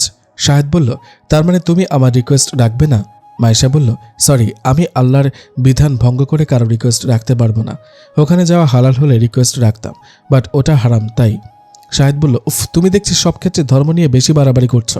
এটা করা যাবে না, ওটা করা যাবে না, এটা হারাম, ওটা হারাম। সবই যদি হারাম হয় তাহলে হালাল কোনটা? ইসলাম ধর্ম নাকি শ্রেষ্ঠ ধর্ম? এ কেমন শ্রেষ্ঠ ধর্ম যে সব কিছুতেই বাধা দেয়? একটু স্বাধীনভাবে চলবো তার কোনো উপায় নেই? এত বাধা নিয়ে কি সুখী জীবনযাপন করা যায় নাকি? মাইশা বলল, একটু বোঝার চেষ্টা করুন, এই সুন্দর জীবনটা আমাদের নয়। আল্লাহ তাআলা দয়া ও মায়া করে আমাদেরকে এই সুন্দর জীবনটা দান করেছেন। যেহেতু এই জীবন আল্লাহ দান করেছেন, সেহেতু এই জীবনকে আল্লাহর বিধান মতে পরিচালনা করা আমাদের উচিত। নিজের স্বাধীন মতো চালানো হবে চরম বোকামি। আল্লাহ আমাদের ভালোবেসে সৃষ্টি করেছেন, আর আমাদের ভালোর জন্য ইসলামিক বিধান নির্ধারণ করেছেন। সুখের আশায় ইসলামের নিয়মের বাইরে চলা মূর্খতা ছাড়া আর কিছুই না। ইসলাম মেনে চললেই প্রকৃত সুখ পাওয়া যায়। ইসলাম ধর্মই একমাত্র শ্রেষ্ঠ ধর্ম। ইসলাম ধর্মই একমাত্র শান্তির ধর্ম। শাহেদ বলল, ব্যাস, অনেক লেকচার দিয়েছ, এবার বন্ধ করো। কথাটা ধমক দিয়ে বলল। মাইশা শাহেদের ধমক খেয়ে ভয় পেয়ে গেল, সেই সঙ্গে অবাকও হলো। সে বুঝে উঠতে পারছে না হঠাৎ শাহেদ আগের মতো আচরণ কেন করছে। শাহেদ বলল, শেষবারের মতো জানতে চাই, তুমি যাবে কি না? মাইশা বলল, প্লিজ বোঝার চেষ্টা করেন, এসব অনুষ্ঠানে যাওয়া ঠিক। এত কাহিনী শুনতে চাই না, হ্যাঁ অথবা না, যে কোনো একটা বলো। দুঃখিত, আমি যেতে পারবো না। শাহেদ আর কিছু বলল না, রাগে হন হন করে বাসা থেকে বের হয়ে চলে গেল। এদিকে ইরি বলল, কি ব্যাপার, শাহেদ এখনো আসলো না, একটা কলও করলো না? তাহলে মনে হয় প্যাচ লেগে গেছে। একটা ফোন করে দেখি বেচারা কোথায় কি করছে। শাহেদ বলল, আসসালামু আলাইকুম। ওয়ালাইকুম আসসালাম। কি ব্যাপার, কই তোমরা? তাড়াতাড়ি আসো, আমরা সবাই তোমাদের জন্য ওয়েট করছি। শাহেদ বলল, তোমরা আমাদের জন্য অপেক্ষা না করে থেকে অনুষ্ঠান শুরু করে দাও। মানে কি বলছো এসব? সরি, আমি একটা কাজে আটকা পড়ে গেছি, তাই যেতে পারবো না। 1 মাস পর দুপুরে ঘুমিয়েছিলাম, ঠিক তখনই আম্মু এসে বলল, এই আয়শা, ওঠো, তোমার আন্টি তোমার সাথে কথা বলবে। উফ আম্মু, আমাকে ঘুমাতে দাও তো, আমি এখন কারোর সাথে কথা বলতে পারবো না। আন্টিকে বলে দাও আমি পরে কথা বলবো। আম্মু বলল, তোমার আন্টি তোমার সাথে কি যেন জরুরি কথা বলবে, ওঠো তাড়াতাড়ি। ধ্যাত, এক কথা বারবার বলতে ভালো লাগছে না, বলেছি তো পরে কথা বলবো, বিরক্ত করো না তো, শান্তিতে একটু ঘুমাতে দাও। আন্টি বলল, আপু, আশু কি ঘুমিয়ে আছে? হ্যাঁ, এত ডাকছি তবু উঠছে না। আচ্ছা মাইশা, তুই আশুকে কি বলতে ফোন করেছিস, কথাটা কি আমাকে বলা যায় না? মাইশা বলল, বলা যাবে না কেন, অবশ্যই যাবে। তাহলে বলে ফেল, কি কথা বলতে চাস? আশুর এক বান্ধবী খুব ভালো লয়ার, ওর ওই বান্ধবীর ফোন নাম্বারটা আমি নিব। তাই? কেন, ওর নাম্বার কি করবি? আসলে আপু, আমি শাহেদকে ডিভোর্স দিতে চাই, সেজন্য। কি বলছিস এসব? তোর মাথা ঠিক আছে? ডিভোর্স দিবি মানে? আম্মু আমাকে ডাকতে এসে আর বের হয়নি। আমার রুমে দাঁড়িয়ে থেকে মাইশা আন্টির সঙ্গে লাউড স্পিকারে কথা বলছিল, যার ফলে আম্মুদের কথাগুলো আমি শুনতে পারছিলাম। ডিভোর্সের কথা শুনে আমার ঘুম পুরোপুরি ভেঙে গেল। শুয়ে শুয়ে ওদের কথাগুলো শুনতে লাগলাম। হ্যাঁ আপু, আমার মাথা ঠিক আছে, আমি ওনার সঙ্গে আর সংসার করতে চাই না। অনেক সহ্য করেছি, আর না, এবার আমি মুক্তি চাই। আমি কি সত্যিই মাইশার সঙ্গে কথা বলছি, নাকি অন্য কারোর সাথে কথা বলছি? যে মেয়ে হাজার অত্যাচারও মুখ বুজে সহ্য করে এসেছে, সে আজ এত প্রতিবাদী হলো কি করে? আপু, পরিস্থিতি মানুষকে অনেক পাল্টে দেয়। পরিস্থিতি আমাকেও বদলে দিয়েছে। ওদের কথার মাঝে আমি বিরক্তিকর ভাব নিয়ে উঠে বললাম, দ্যাত, আমার এত সুন্দর ঘুমটা দুজন মিলে নষ্ট করে দিল। দেখতেছে আমি ঘুমাচ্ছি, অথচ সে তখন থেকে আমার রুমে বকবক করে যাচ্ছে। আরে বাবা, বাইরে কি জায়গার অভাব পড়েছে নাকি যে আমার রুমে কথা বলতে হবে? মাইশা বলল, আপু, আশু ঘুম থেকে উঠে ঝগড়া করছে নাকি? হ্যাঁ। ফোনটা পাগলিটার কাছে দাও তো। তারপর আম্মু ফোনটা আমাকে দিয়ে বলল, নাও, তোমার আন্টির সঙ্গে কথা বলো। ওই, তোর খেয়ে দিয়ে কাজ নেই নাকি? কখন কাকে ফোন করতে হয় সেই জ্ঞানটুকু নেই তোর? মাইশা বলল, না নেই, আমার যখন খুশি তখন তোকে ফোন করব। এবার থেকে তুই যখন যখন ঘুমিয়ে থাকবি তখনই আমি ফোন করে তোর ঘুমের ডিস্টার্ব করে দিব। এই গেঁয়ো ভূত, তোর সাহস হয় কি করে রে আমাকে তুই করে বলার? আমাকে সম্মান দিয়ে কথা বল, নেক্সট টাইম যেন তুই করে বলতে না শুনি। কথাটা একটু জোরেই বললাম। মাইশা প্রথমে ভেবেছিল আমি মজা করছি, পরে যখন দেখলো আমি চিৎকার চেঁচামেচি করে বলছি তখন সে অবাক হয়ে গেল। মাইশা বলল, কি ব্যাপার আশু, তুই হঠাৎ এমন ব্যবহার করছিস কেন? তোর কি মন খারাপ নাকি? আমি বললাম, আবার আমাকে তুই করে কথা বলছিস? বললাম না তোর মতো গেঁয়ো ভূত যেন আমাকে তুই করে না কথা বলে? একবার বললে কি বুঝতে পারিস না নাকি? আর তুই কি প্রধানমন্ত্রী যে তোর সাথে এমন ব্যবহার করা যাবে না? তোর মতো গেঁয়ো ভূতের সঙ্গে আবার আমার মতো মেয়ে কথা বলছে, এটাই অনেক, বুঝলি? শোন, আমি তোর চাকর না যে যখন তখন ফোন করে আমাকে বিরক্ত করবি। মাইশার কথা শুনে আবারও অবাক হয়ে গেলাম। আমাকে কি বলবে ভেবে পাচ্ছে না। একটু পর কান্না করতে করতে বলল মাইশা, সরি, আর তুই করে বলবো না, আমার ভুল হয়ে গেছে। মনে থাকে যেন। আর হ্যাঁ, আমি সমাজসেবক না যে সবার সেবা করে বেড়াবো। তোর সমস্যা তো তুই নিজেই সমাধান বের কর, আমি কাউকে কোনো হেল্প করতে পারবো না। আরেকটা কথা, আমাদের বাসায় আর কখনো ফোন করবি না, তাহলে অনেক খুশি হব। কথাটা বলে ফোন কেটে দিলাম। আম্মু এতক্ষণ অবাক হয়ে আমার কথাগুলো শুনছিল। ফোন কাটার সঙ্গে সঙ্গে সজোরে একটা থাপ্পড় মারল আমার গালে। থাপ্পড় খেয়ে গালে হাত দিয়ে আম্মুর দিকে তাকিয়ে বললাম, আমাকে মারলে কেন? কেন মারলাম বুঝতে পারছো না? তোমার সাহস হলো কি করে মাইশার সঙ্গে এমন বাজে ব্যবহার করার? বড় হয়ে কি দিন দিন অসভ্য হচ্ছ? ছি তুমি।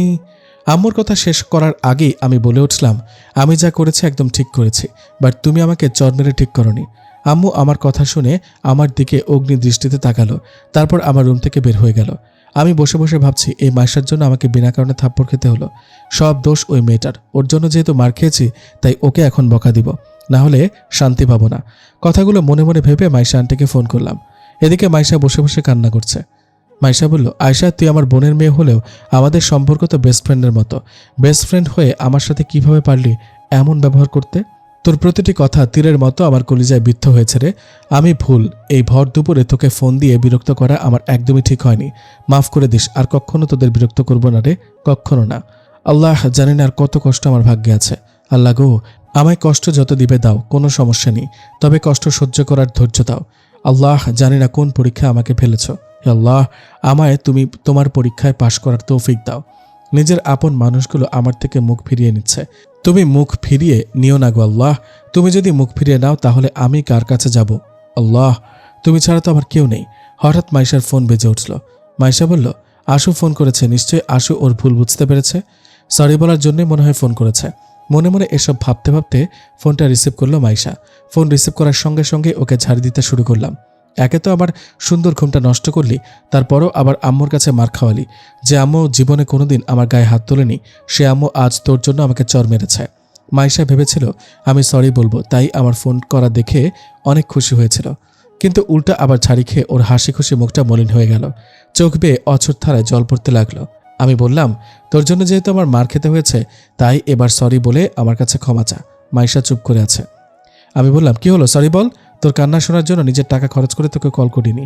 সরি বল তাড়াতাড়ি। আর হ্যাঁ, আমি তোকে ফোন করে এসব বলেছি, সেটা যেন আম্মু জানতে না পারে। মাইশা কান্না জড়িত কণ্ঠে বলল, সরি, আমার জন্য তো তো তোমার অনেক কষ্ট হয়েছে, মাফ করে দিও। আর তুমি নির্ভয় থাকো, আমি আপুকে কিছু জানাবো না। গুড। তারপর ফোনটা কেটে দিলাম। আমার মুখে বিজয়ের হাসি ফুটে উঠল। বকা দিয়ে এবার শান্তি লাগছে। মাইশা বলল, আল্লাহ গো, আমি যে এত কষ্ট সহ্য করতে পারছি না। কষ্টে বুকটা ফেটে যাচ্ছে আমার। আর বেঁচে থাকতে ইচ্ছা করছে না। নিজেকে নিজের কাছে বোঝা মনে হচ্ছে। আত্মহত্যা যদি পাপ না হতো তাহলে আজকে আমি। মাইশা বলল, কি ব্যাপার? আবার কেন আয়শা ফোন করেছে? আবার কি বলবে কে জানে। ফোনটা রিসিভ করব নাকি করব না? মাইশা আবার আমার কল করা দেখে চিন্তায় পড়ে গেছে। রিসিভ করবে কিনা ভাবতে ভাবতে কল কেটে গেল। আবার কল দিলাম, এবারও রিসিভ করলো না। ধুর বাবা, ভাল লাগে না। ফোন রিসিভ করছে না কেন? দেখি কতক্ষণ রিসিভ না করে থাকতে পারে। 4-5 বার কল করার পর এবার রিসিভ করলো। মাইশা এখনও কান্না করছে। আমার আর বেঁচে থাকতে ইচ্ছা করছে না। যদি আত্মহত্যা পাপ না হতো তাহলে আজ পৃথিবীকে বিদায় জানাতাম। কি এসব কথা এখন ভাবছিস, তাই না? মাইশা আমার কথাগুলো শুনে ভেবাচাকা খেয়ে গেল। মাইশা ভেবেছিল আমি হয়তো আবার ওকে বকা দেওয়ার জন্য কল করেছি। মাইশা ভেবে পাচ্ছে না কি বলবে, কথা না বলে চুপ করে আছে। মাইশা প্লিজ কান্না বন্ধ কর। তোর কান্না আমি সহ্য করতে পারি না। তোর কান্না দেখলে আমার অনেক কষ্ট হয়। প্লিজ কান্না বন্ধ কর। আর হ্যাঁ, একটু আগে যে বাজে ব্যবহার করেছি তার জন্য সরি। দয়া করে মাফ করে দিস। ওসব কথা শুনে তোর যতটা না কষ্ট হয়েছে তার চেয়ে 1000 গুণে বেশি কষ্ট পেয়েছি আমি ওসব কথা বলতে গিয়ে। সত্যটা জানার জন্য ওভাবে বলা ছাড়া আর কোনো উপায় ছিল না, তাই ওভাবে বলেছি। বিশ্বাস কর, ওগুলো মন থেকে বলিনি। তোকে নিয়ে জাস্ট একটা গেম খেলেছি মাত্র। আমার কথা শুনে মাইশা অবাক হয়ে প্রশ্ন করল, মানেটা তোকে পরে বুঝাচ্ছি। তার আগে বল, শাহেদ আঙ্কেল তোকে কি এমন বলেছে যার কারণে তুই ডিভোর্স দিতে রাজি হয়ে গেলি? রাজি হয়েছে মানে? তুই কি বুঝাতে চাচ্ছিস? শাহেদ আমাকে জোর করে ডিভোর্স দিতে রাজি করিয়েছে? যদি তাই ভাবিস তাহলে ভুল ভাবছিস। শাহেদ তো আমার সঙ্গে সংসার করতে চাচ্ছে, বাট আমি করব না। ওনাকে ডিভোর্স দেওয়ার সিদ্ধান্তটা আমি নিজে নিজে নিয়েছি। বাহ, তোকে তো দেখছি শাহেদ আঙ্কেল ভালোই ট্রেনিং দিয়েছে। আঙ্কেলের শেখানো সব কথা তোতা পাখির মতো মুখস্থ করে ফেলেছিস। শোন, তুই সবাইকে বোকা বানাতে পারলেও আমাকে এত সহজে বোকা বানাতে পারবি না। আরে আজব, আমি কেন তোদেরকে বোকা বানাতে যাব? আমি বললাম, তুই আঙ্কেলকে বাঁচানোর জন্য আমাদেরকে বোকা বানাতে চাচ্ছিস। তুই কি সব বলছিস? আমি কিচ্ছু বুঝতে পারছি না। সত্যিই বুঝতে পারছিস না নাকি বুঝেও না বোঝার ভান করছিস? মাইশা চুপ করে আছে। দেখ মাইশা, আমি প্রথমে বুঝে গিয়েছিলাম আঙ্কেলকে তুই ডিভোর্স দিতে চাস না, বরং আঙ্কেল তোকে দিতে চায়। তোকে আমি ছোট থেকে খুব ভালো করে চিনি। আমি জানতাম তুই সহজে আসল ঘটনাটা আমাকে বলবি না। তাই তো একটু আগে তোর সাথে ওরকম বাজে বিহেভ করে তোকে বাজিয়ে দেখলাম। তোকে নাকি পরিস্থিতি পাল্টে দিয়েছে, পরিস্থিতি নাকি তোকে প্রতিবাদী করে তুলেছে।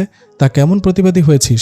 তোর সঙ্গে বাজে ব্যবহার করলাম, তোর দোষ না থাকা সত্ত্বেও সরি বলতে বললাম, তুই সব দোষ মেনে নিয়ে চুপচাপ সরি বললি। এরপরও কি বিশ্বাস করতে হবে তুই আগের মাইশা না, তুই চেঞ্জ হয়ে গিয়েছিস? মাইশা চুপ করে আছে। দেখ, তুই আমার কাছে ধরা পড়ে গিয়েছিস। চুপ করে না থেকে আসল ঘটনাটা খুলে বল। 1 মাস আগেই তো বললি আঙ্কেল ভালো হয়ে গেছে, তোর সাথে ভালো ব্যবহার করছে। তাহলে এই 1 মাসে কি এমন ঘটেছে যার জন্য আঙ্কেল তোকে ডিভোর্স দিতে চায়? ধরা যখন পড়ে গেছে তখন আর কিছু লুকাবো না, সব কিছু খুলে বলবো। তবে ফোনে নয়, এত কথা ফোনে বলা যাবে না। তুই এক কাজ কর, আমার এখানে চলে আয়। ওকে, আমি কালকেই আসছি। আচ্ছা, তোর শ্বশুর শাশুড়ি কি এখনো আসেনি? ওনাদের তো 1 মাস পর আসার কথা ছিল। না, ওনারা আসেননি, আরও 1 মাস পরে আসবেন। ও আচ্ছা, তা ডিভোর্সের ব্যাপারে ওনাদেরকে বলেছিস? না, বলিনি। দেশে আসলে সব বলবো। ওনারা জানেন আমরা খুব ভালোভাবে সংসার করছি। ডিভোর্সটা কি কোনোভাবে আটকানো সম্ভব নয়? না রে, কোনোভাবেই সম্ভব না। আমি অনেক চেষ্টা করেছি, বাট শেষে দেখলাম ডিভোর্স ছাড়া আর কোনো উপায় নেই। আর তাই তো ডিভোর্স দিতে রাজি হয়েছি। কাল গিয়ে আঙ্কেলকে আমি বুঝাবো, একটা শেষ চেষ্টা করে দেখি আটকাতে পারি কিনা। যতই চেষ্টা কর, কোনো লাভ হবে না। তুই তোর বান্ধবীর কাছে ফোন করে ডিভোর্সের ব্যবস্থা করতে বল। এখন রাখছি। আসসালামু আলাইকুম। ওয়ালাইকুম আসসালাম। মাইশার সঙ্গে কথা বলা শেষ করে আমার বান্ধবী মিমকে ফোন করলাম। মিম বলল, আসসালামু আলাইকুম, কেমন আছিস? ওয়ালাইকুম আসসালাম, আল্লাহর রহমতে ভালোই আছি। তুই কেমন আছিস? আলহামদুলিল্লাহ ভালো। তা সূর্য আজ কোন দিকে উঠেছে রে? কেন? তুই তো কখনো ফোন করিস না, আজ হঠাৎ ফোন করলি তাই। আমার প্রয়োজন ছাড়া ফোনে কথা বলতে ভালো লাগে না। আর তাছাড়া তোর সাথে প্রতিদিন তো ফেসবুকে কথা হয়, তাহলে ফোনে আবার কি কথা বলবো? তুই কি আমার জামাই লাগোস যে প্রতিদিন কল করে প্রেমালাপ করব? আচ্ছা বাবা, সরি, রাগ করিস না। রাগ করিনি। আচ্ছা, এবার বল কি প্রয়োজনে কল করেছিস? ডিভোর্সের ব্যাপারে একটু কথা বলবো। ডিভোর্সের ব্যাপারে কথা বলবি মানে? কার ডিভোর্সের ব্যাপারে কথা বলবি? মাইশা আন্টির। হোয়াট? এসব কি বলছিস? তুই না 1 মাস আগে বললি ওনাদের সব সমস্যা মিটে গেছে। মিটে গিয়েছিল, বাট আবার কি যেন হয়েছে, কিছুই বুঝতে পারছি না। এই 1 মাসে কি এমন হলো যার কারণে সব এলোমেলো হয়ে গেছে? আচ্ছা, তুই আমায় কিছু বুদ্ধি দিত যাতে ডিভোর্সটা আটকাতে পারি। দোস্ত, পুরো ঘটনা না শুনলে আমি কিভাবে তোকে বুদ্ধি দিব বল? ওকে, কাল আমি ঢাকায় আসছি, সব কিছু জানার পর তোকে বলবো নি। ওকে, আচ্ছা রাখি তাহলে। আসসালামু আলাইকুম। ওয়ালাইকুম আসসালাম। পরের দিন বাস এখনও আসেনি। আচ্ছা, বাস আসুক, সেই ফাঁকে আমার আর মাইশার ব্যাপারে আপনাদের কিছু বলি। মাইশা আমার আম্মুর কাজিন, আমার চেয়ে 2 বছরের বড়। তবে আমি ওকে বড় খালামণি বলেও মানি না, আন্টি বলেও মানি না। আমরা খুব ভালো বন্ধু। আমরা দুজন সব কথা একে অপরের কাছে শেয়ার করি। এই প্রথম সে আমার কাছে কথা লুকিয়ে রাখতে চেয়েছিল, তবে ধরা পড়ে গেল। জানি না কি কারণে লুকাতে চেয়েছে। যাই হোক, বাস চলে এসেছে। আপনাদের সাথে পরে আবার গল্প করব। এখন আমি যাই। মাইশা, আয়শা তো আজ আসবে বলেছিল, বাসে উঠেছে কিনা একটা কল করে দেখি তো। আসসালামু আলাইকুম। ওয়ালাইকুম আসসালাম। কিরে, কি খবর? বাসে উঠেছিস? না, গরুর গাড়িতে উঠেছি। এই যুগে গরুর গাড়ি কই পাইলি? বাস গাড়ি গরুর গাড়ি হয়ে যায় যখন জ্যামে আটকে পড়ে যায়। অবশ্য বাসকে গরুর গাড়ির সাথে তুলনা করলে ভুল হবে। বাসের চেয়ে গরুর গাড়ি বেটার। সেই কখন বাসে উঠেছি। বাসে না উঠে গরুর গাড়িতে উঠলে এতক্ষণে তোর বাসায় পৌঁছে যেতাম। আমি জ্যামে পড়ে গরমে আধা সিদ্ধ হয়ে মরছি, আর তুই হাসছিস। তোর কথা শুনলে হাজার কষ্টের মাঝেও হাসতে হাসতে পেট ব্যথা হয়ে যায়। আমার কথার জন্য না, আসলে তুই একটা হাসিখোর, তাই এত হাসিস। আচ্ছা ঠিক আছে, তোর কথাই মেনে নিলাম, আমি হাসিখোর। তা তোর সঙ্গে কে আছে? কার সঙ্গে আসছিস? বড় ভাইয়ার সঙ্গে আছে। আচ্ছা, এখন রাখি, আমার ফোনে চার্জ নাই। আচ্ছা, সাবধানে আসিস। আসসালামু আলাইকুম। ওয়ালাইকুম আসসালাম। আন্টির বাসায় এসে কলিং বেল বাজানোর সঙ্গে সঙ্গে আন্টি এসে দরজা খুলে দিল। আমি বললাম, আসসালামু আলাইকুম। ওয়ালাইকুম আসসালাম। আসতে কোনো সমস্যা হয়নি তো? না। তুই একা কেন? তুই যে বললি বড় মামার সঙ্গে এসেছে। মামা কই? ভাইয়া তো আমাকে বাসার সামনে নামিয়ে দিয়ে অফিসে চলে গেল। একটু দেখা করে গেলে কি হতো? আচ্ছা, সেটা না হয় ভাইয়াকে জিজ্ঞেস করিস। তা আপু, দুলাভাই এবং বাসার সবাই কেমন আছে? তুই কি আমাকে বাসায় ঢুকতে দিবি, নাকি দরজার সামনে দাঁড় করিয়ে উকিলের মতো প্রশ্ন করেই যাবি? এমনিতেই গরমে আমার অবস্থা শেষ, আর বাসায় না নিয়ে তখন থেকে প্রশ্ন করেই যাচ্ছে। ও সরি, আয় ভেতরে আয়। তুই রুমে গিয়ে ফ্রেশ হ, আমি চা নিয়ে আসছি। চা আমি খাই? ও, ভুলে গিয়েছিলাম, তুই তো আবার চা পছন্দ করিস না। আচ্ছা, ফ্রেশ হয়ে আয়, আমি তোর জন্য আমের জুস নিয়ে আসি। আমি ওয়াশরুম থেকে ফ্রেশ হয়ে এসে দেখি মাইশা জুস নিয়ে বসে আছে। এই নে। Thank you. এবার বল, বাসার সবাই কেমন আছে? আলহামদুলিল্লাহ, সবাই ভালো আছে। আঙ্কেল কোথায়, অফিসে নাকি? হ্যাঁ। কখন ফেরে? ওনার আসার ঠিক নাই, কোনোদিন রাত 10টায়, কোনোদিন রাত 11টায়। হ্যাঁ, বাসায় তুই একা আর এত রাতে উনি আসেন? ইরির সঙ্গে ঘুরে বেড়ায়, তাই লেট করে আসে। এই ইরিবিরিটা আবার কে রে? ইরিই তো হচ্ছে নাটের গুরু, ওর জন্যই তো আজ এই অবস্থা। কিচ্ছু মাথায় ঢুকছে না, পুরো কাহিনী খুলে বল। বলছি, কিন্তু তার আগে চল জোহরের নামাজটা পড়ে নেই। চল। দুজনে একসঙ্গে নামাজ পড়ে দুপুরের খাবার খেয়ে গল্প করতে বসলাম। এবার 1 মাস আগের কাহিনীটা তাড়াতাড়ি বল। বলছি, সবকিছু ভালোভাবেই চলছিল, কিন্তু ইরি এসে প্যাচ লাগিয়ে দিল। সেদিন ইরির জন্মদিন ছিল। সেদিন জন্মদিনে মাইশাকে নিয়ে যাওয়ার জন্য আঙ্কেল রাগারাগি করে এবং রাগ করে বাসা থেকে চলে যায়। সবটা মাইশাকে বলল। তারপর কি হলো? তারপর শাহেদ বলল, সরি, আমি একটা কাজে আটকা পড়ে গেছি, তাই যেতে পারবো না। ইরি বলল, আমার কাছে মিথ্যা বলছো সুইটহার্ট? আমাকে মিথ্যা বলে কোনো লাভ নেই, সত্যিটা আমি জানি। আমি তো আগে থেকে জানতাম মাইশাকে তুমি রাজি করাতে পারবে না। কথাটা মনে মনে বলল। ইরি বলল, শাহেদ, মিথ্যা বলছো কেন? মিথ্যা কেন বলবো? আর কি মিথ্যা বললাম? আমি জানি তুমি কোনো কাজে আটকা পড়োনি। তুমি যখন অফিস থেকে বাসায় যাওয়ার জন্য বের হয়েছিলে, তখন কিন্তু আমি তোমাকে কল করেছিলাম, আর তুমি তখন বলেছিলে সব কাজ শেষ করে বাসায় যাচ্ছ, আর এখন বলছো কাজে আটকা পড়ে গেছো। না মানে আসলে থাক, আর মানে করে মিথ্যা বলতে হবে না। আমি বুঝে গেছি মাইশা রাজি হয়নি। আচ্ছা, মাইশা যখন রাজি না তখন থাক, তুমি একাই চলে আসো। না, আমার ভালো লাগছে না, আমি যাব না। হায় হায়, বলে কি? ও না আসলে তো আমার সব প্ল্যান ভেস্তে যাবে, সেটা তো আমি হতে দেব না, মনে মনে বলল ইরি। আরে বাবা, এভাবে একা একা বসে থাকলে তোমার মন খারাপ হবে আরো। তুমি এখানে আসো, সবার সাথে এনজয় করো, দেখবে মনটা ভালো হয়ে যাবে। ইরি কোনো কথা শুনতে চায় না। আসতে যখন বলেছে তখন তোমাকে আসতেই হবে, ব্যাস। কথাটা বলেই ইরি ফোনটা কেটে দিল। শাহেদের মন খারাপ, ইরির বাসায় যেতে ইচ্ছা করছে না, তাই চুপচাপ ওখানেই বসে রইল। বেশ কিছুক্ষণ পর শাহেদের ফোনটা বেজে উঠল। ফোনের দিকে তাকিয়ে দেখলো ইরির বাবা ফোন করেছে। ইরির বাবা বলল, হ্যালো শাহেদ, তুমি কোথায় আছো? এই তো আঙ্কেল, একটু বাইরে আছি। ইরির বাবা বলল, বাবা তুমি তাড়াতাড়ি আমাদের বাসায় আসো। ইরি তোমাকে ছাড়া কোনো মতেই কেক কাটতে রাজি হচ্ছে না। আঙ্কেল, আমি জানি তুমি ব্যস্ত মানুষ, তারপরও অনুরোধ করছি, প্লিজ তুমি না করো না, তাড়াতাড়ি আসো। বাসা ভর্তি মেহমান, এখন ইরি যদি কেক না কাটে তাহলে বুঝতেই পারছো আমি কেমন লজ্জাজনক পরিস্থিতিতে পড়ব। আচ্ছা ঠিক আছে আঙ্কেল, আমি আসছি। ইরির বাবা বলল, অনেক অনেক ধন্যবাদ তোমাকে। আচ্ছা রাখি তাহলে, ভাই। কথাটা বলে ইরির বাবা ফোন কেটে দিল। শাহেদের ইচ্ছা করছে না, তবুও ইরির বাবার অনুরোধ রাখার জন্য ইরির বাসার উদ্দেশ্যে পা বাড়ালো। কিছুক্ষণের মধ্যেই শাহিদ ইরির বাসায় পৌঁছে গেল। মহারাজ তাহলে অবশেষে আসলেন? তুমি ছোট বাচ্চাদের মতো যেই জেদ ধরেছ, না এসে উপায় আছে? জেদ না ধরলে যে হচ্ছে না। এখানে আমি মজা করব আর আমার সবচেয়ে প্রিয় বন্ধুটি না এসে মন খারাপ করে বসে থাকবে, তা তো হতে দিতে পারি না। ইরির বাবা বলল, এই তো শাহেদ চলে এসেছে, তোমাকে অসংখ্য ধন্যবাদ বাবা। ইরি চল, এবার তাড়াতাড়ি কেকটা কাট, সবাই ওয়েট করছে। চলো। ইরি তার বন্ধু রনিকে চোখের ইশারায় কি যেন বলল। ইরির ইশারা বুঝতে পেরে রনি মুচকে একটা হাসি দিল। তারপর সে শাহেদের কাছে আসলো। কিরে শাহেদ, তোর বউ আসেনি? আসলে তো দেখতেই পারতি, যেহেতু দেখতে পাচ্ছিস না তাহলে বুঝে যাচ্ছে আসেনি। ইরি আর রনি খুব ভালো করেই বুঝতে পারল শাহেদ ভীষণ রেগে আছে। ইরি ইশারা করে রনিকে একটু সাইডে নিয়ে গেল। তারপর বলল, শাহেদের এই রাগটাকে কাজে লাগাতে হবে। শাহেদকে এমন এমন কথা বলতে হবে যাতে মাইশার প্রতি শাহেদের মন বিষিয়ে যায়। পারবি না? রনি বলল, পারবো না মানে? খুব ভালোভাবেই পারবো। গুড। রনি আবার শাহেদের কাছে আসলো। আরে ভাই, রেগে যাচ্ছিস কেন? ভাবি অন্য কোনো সাইটেও তো থাকতে পারে, তাই জিজ্ঞেস করলাম। তা ভাবিকে নিয়ে আসতে চেয়েও নিয়ে আসলি না কেন? শাহেদ কি একটা কথা বলতে যাচ্ছিল, ঠিক তখন ওদের আরও কয়েকটা ফ্রেন্ড আসলো ওখানে। ঈশান বলল, কিরে শাহেদ, ভাবি কোথায়? রনি বলল, শাহেদের বউ আসেনি। রনির কথা শুনে বাকি বন্ধুরা একসঙ্গে বলে উঠল, কেন আসেনি? সেটা জানি না। ঈশান বলল, কিরে শাহেদ, তোর বউ আসলো না কেন? শাহেদ আগেই বুঝেছিল এখানে মাইশাকে ছাড়া আসলে এমন হাজারো প্রশ্নের সম্মুখীন হতে হবে, এজন্যই শাহেদ আসতে চাচ্ছিল না। কিন্তু ইরির বাবার জন্যই আসতে হলো। শাহেদের এখন মাইশার উপর প্রচণ্ড রকমের মেজাজ খারাপ হচ্ছে। মাইশাকে এখন সামনে পেলে 2-4 থাপ্পড় মেরে দিত হয়তো। রিয়া বলল, কিরে শাহেদ, চুপ করে আছিস কেন? উত্তর দে। কিসের উত্তর? কিসের উত্তর মানে? আমরা তখন থেকে বলে যাচ্ছি তোর বউ আসেনি কেন, শুনতে পাচ্ছিস না? এমনিতে নিয়ে আসেনি। সুমি বলল, এমনি আনিসনি, এটা কোনো কথা হলো?